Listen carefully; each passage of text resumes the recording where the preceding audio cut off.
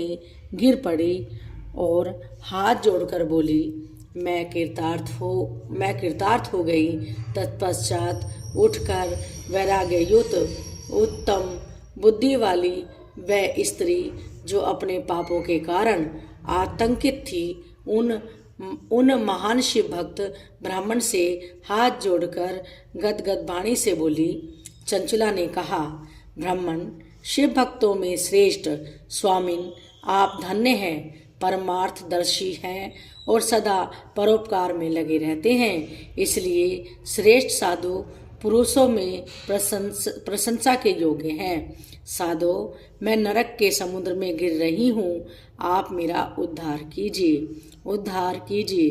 पौराणिक अर्थ तत्व से संपन्न जिस सुंदर शिव पुराण की कथा को सुनकर मेरे मन में संपूर्ण विषयों से वैराग्य उत्पन्न हो गया, उसी इस शिव पुराण को सुनने के लिए इस समय मेरे मन में बड़ी श्रद्धा हो रही है। सूत जी कहते हैं, ऐसा कहकर हाथ जोड़ उनका अनुग्रह पाकर चंचला उस शिव पुराण की कथा को सुनने की इच्छा मन में लिए उन ब्राह्मण देवता की सेवा में तत्पर हो वहाँ रहने लगी। तदंतर शिव भक्तों में श्रेष्ठ और शुद्ध बुद्धि वाले उन ब्राह्मण देव ने उसी स्थान पर उस स्त्री को शिव पुराण की उत्तम कथा सुनाई।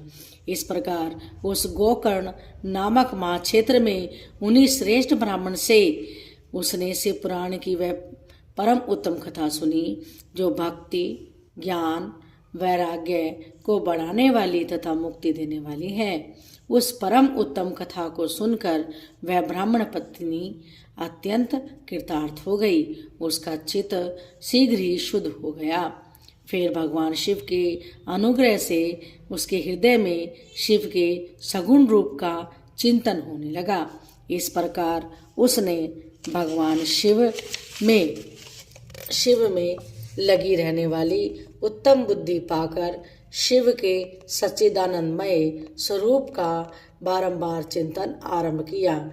तत्पश्चात समय के पूरे होने पर भक्ति, ज्ञान और वैराग्य से युक्त हुई चंचला ने अपने शरीर को बिना किसी कष्ट के त्याग दिया।